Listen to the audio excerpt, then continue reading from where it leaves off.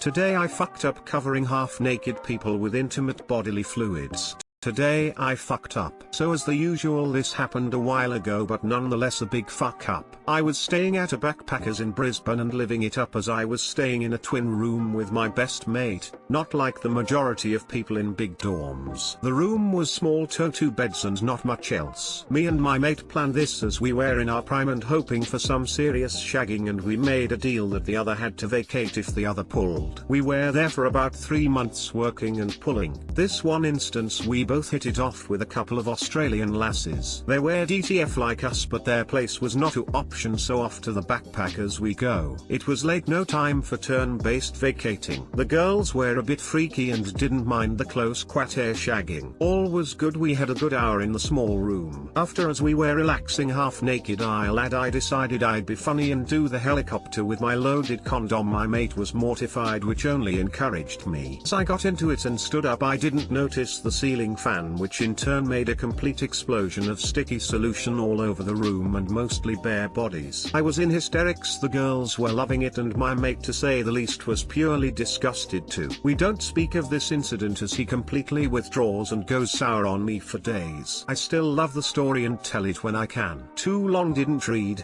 Swinging a full condom in a small room with half-naked people scarred my mate. Sounds like you're proud of that. Oh, he is. Not a fuck up for him at all. Fucking hell, they got cum showered. Baby showered. This brought back a suppressed memory. One time I accidentally peed on a bunch of ravers in Canada during an outdoor electronic music festival. Need to write a post about this ASAP. Bro, remember that time I came on you? So what you're saying is you came over everyone in one go. Comes on roomy-eyed man, sounds kinda gay to me. Today I fucked up by forgetting about the baby monitor.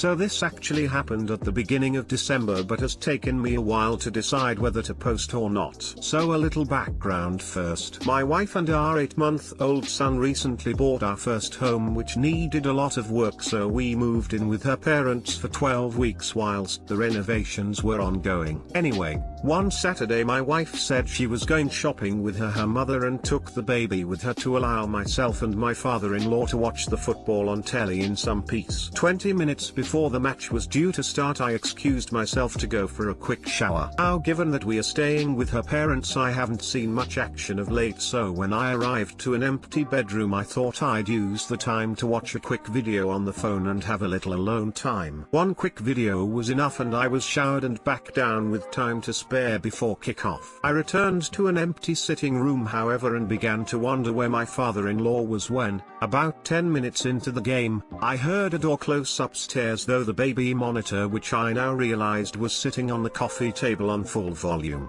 He definitely heard me having my few minutes of alone time. The worst part was we had to stay there for another 6 very awkward weeks with very little eye contact made between myself and the father-in-law. We've now moved into our new home, so I'm hoping we can keep the grandparent visits to a minimum for a while. Edit. For those querying whether I'm on etc. are missing the point. Was lying naked on the bed with the camera of the monitor pointing directly at the middle of the bed, given that's where the little man sleeps. He likely saw and heard the video. Too long didn't read. My father-in-law heard me watching porn and wanking over the baby monitor. Your wife and 8-month-old son bought a home? Talk about establishing credit early. Too long didn't read. My father-in-law heard me watching porn and wanking over the baby monitor. This sounds like you finished on the monitor. He should have busted down the door and screamed. Need some help there? Sue, did your stepfather go up for a wank as well? Yeah, and he streamed it live to the telly, asserting dominance with full eye contact. Today I fucked up by buying fresh linens for my date.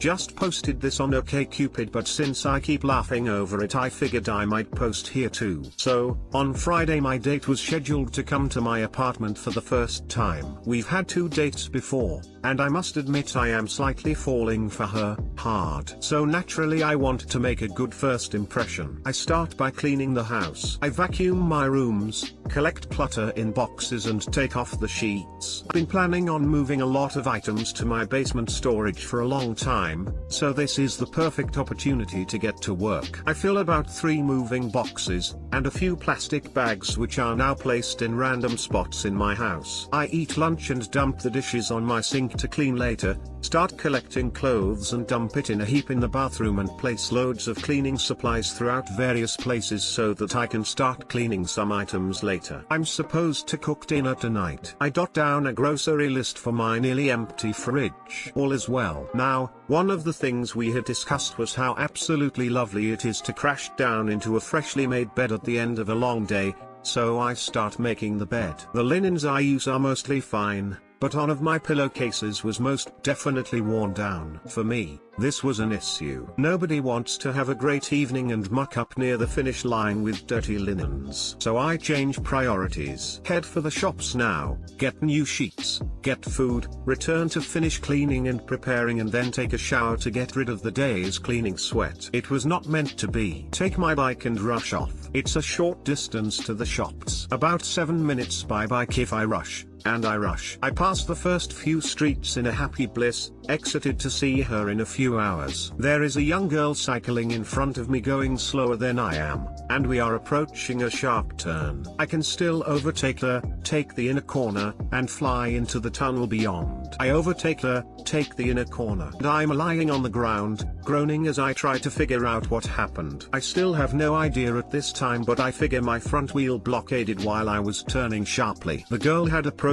me, worried and asking me if I was okay. I hurt my knees, which were bleeding, and both my hand and my arm feels somewhat funny, but the girl keeps asking me if I'm okay and at the same time mutters that she is afraid she is going to be late for work, so I tell her I'm fine. And really, I was. I didn't have time not to be fine. Needed to get those damned fresh sheets. I wasn't. I test my bike, which seemed to have fared better than I had, and continue my journey, trying to ease pressure on my arm and grinning madly over the silliness of it all. I know I'm bleeding, but no worries. I have a brilliant plan. I change course slightly and head to my regular barber. Barbers have sinks and water, and surely they have paper towels with which I can clean myself. And besides, it's been a while and regular customers can have their neck hair and sideburns worked between haircuts for free. Brilliant plan fitting my already glorious efforts. The girls at the barbershop are surprised and worried when I enter, and one immediately helps me get cleaned up. It turns out not only my knees and hands are bleeding, but the back of my legs and my shoulder as well. It's also clear I landed on my face, judging by the slight gash in my eyebrow and the stone texture on my cheek.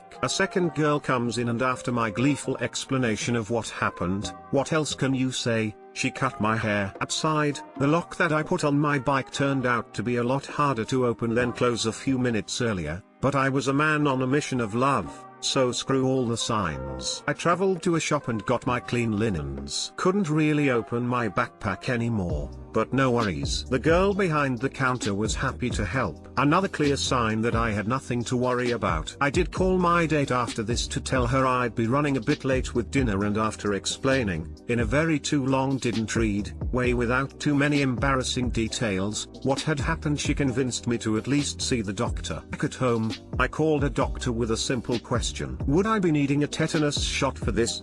The doctor asked me a lot of questions in return, about my head, my stomach, my visible wounds. And in the end, when it was clear to her I didn't really have time to go anywhere because I had a date, she told me in no uncertain terms that she expected me in the hospital within 30 minutes. Well, fine. I call a friend to drive me over there. At my date that I'm headed for the hospital and I'll probably miss dinner time, but I really want to meet up afterwards, and head out a bit later, annoyed that my house is still a mess.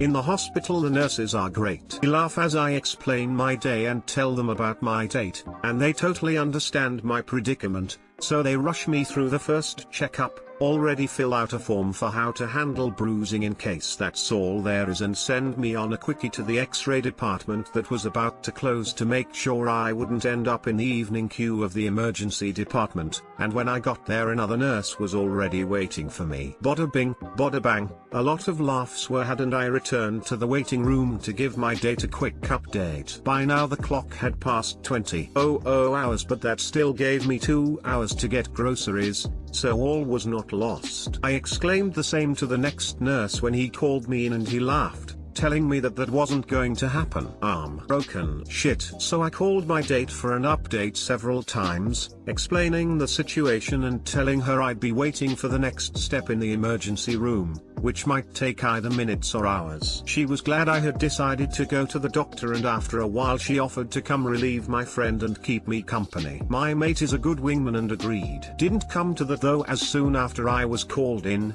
they handled my arm, have me shots and sent me in my way. But she wouldn't be dismissed so easily, so we agreed she would still come to my place to save what was left of this date, even though I warned her that I could only offer her either water or milk. Cut a long story short, I still had a wonderful evening with the highest spirits ever. She brought snacks and food and made me dinner. I apologized profusely for the sorry state of my half-cleaned house. We laughed. We shared stories. We enjoyed each other's company. And in the end, though my help was kind of useless, we made my bed together with fresh linens. Doctor wanted to impress my date with a nice house and fresh linens. Went to the store. Fell and broke my arm but tried to ignore it and finish shopping. Spent the evening in the hospital instead. Mate, you sound so positive. Breath of fresh air, to be honest. What, a guy broke your arm and still had a nice ass date afterwards? What I did was the easy part. Just broke my arm. What followed, in hindsight, was the dumbest shit ever, made better by all the people that could have a laugh over it with me and help me out. And coming over and still making it a nice date was all on her. But thanks. That is a great story. I'm glad it all worked out in the end, apart from your very broken arm. It's amazing how quickly you can learn to type with your left hand and how difficult it is to do most other things. I'll be going back to the doctor tomorrow to have a second look at my hand because we were so focused on the arm, they only took pics of the elbow and the arm near that region. We might have missed something in my hand which has been bothering me as it's quite swollen. Could just be how that is supposed to work though. No idea. No, it all would have bothered me a lot more if she hadn't been there. Hopefully it's the start of many more lovely dates with her. Maybe it'll be a story you tell your kids someday. I'm glad everything turned out okay in the end with the date. Thank you. And happy cake day.